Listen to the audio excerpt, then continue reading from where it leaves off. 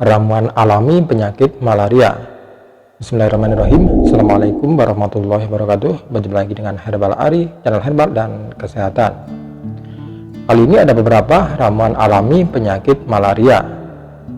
Penyakit malaria disebabkan oleh kuman yang disebut Plasmodium. Di Indonesia ada 3 jenis Plasmodium yang sering menjadi penyebab penyakit malaria, yaitu yang pertama adalah Plasmodium vivax, yaitu menyebabkan malaria tertiana, yaitu demam tiap 3 hari. Kemudian yang kedua adalah Plasmodium malaria, yaitu menyebabkan malaria guartana, yaitu demam tiap 4 hari. Kemudian yang ketiga adalah Plasmodium falciparum, yaitu menyebabkan demam yang tak menentu. Oleh karena itu, perbedaan parasit yang menyerang, maka berbeda pula tingkat rasa sakitnya. Sakit malaria ditularkan lewat nyamuk yang disebut dengan nyamuk Anopheles, yaitu setelah menggigit orang yang sudah terserang sakit malaria, kemudian menghisap atau menggigit orang yang masih sehat. Gejala penderita malaria sangat khas, yaitu serangan yang mendadak dingin atau menggigil, kemudian panas badan yang semakin naik. Pada saat badan panas, kepala penderita pening sekali, kadangkala disertai juga dengan muntah-muntah, denyut nadi yang cepat, juga badan terasa pegal, banyak keluar keringat. Biasanya jika keringat sudah banyak yang keluar, maka panasnya akan turun. Penderita malaria biasanya sangat pucat atau lemah karena parasit menyerang butir-butir darah merah.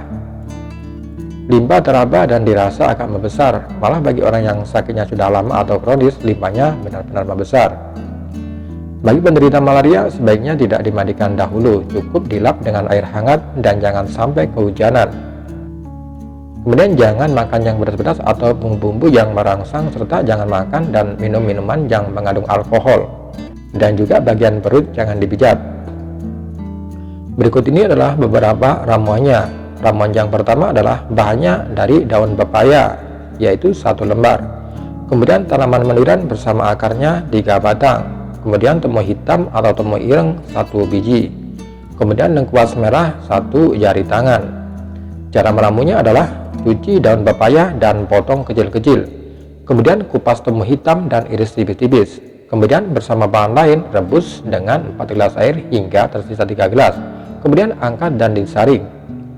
Aturan pakainya adalah minum ramuan ini setelah makan selama 2 minggu berturut-turut dengan dosis sebagai berikut, yaitu untuk dewasa 3 kali sehari masing-masing setengah gelas. Untuk ramuan ini jangan diberikan pada balita. Berikutnya adalah ramuan yang kedua, ini bisa digunakan untuk balita, yaitu bahannya adalah daun begagan 20 lembar, kemudian tanaman meniran bersama akarnya 2 batang, kemudian temu hitam 1 jari tangan, temu lawak juga ukuran 1 jari tangan. Cara meramunya adalah kupas temu hitam serta temu lawak dan iris tipis-tipis, kemudian rebus bersama bahan lain dalam 3 gelas air hingga tersisa separuhnya. Kemudian angkat dan disaring. Sedangkan aturan pakainya adalah beri ramuan ini pada balita setelah makan selama 1 minggu dengan dosis sebagai berikut, yaitu bayi umur 7-11 bulan 3 kali sehari masing-masing 1 sendok teh. Kemudian anak 1-3 tahun 3 kali sehari masing-masing 2 sendok makan.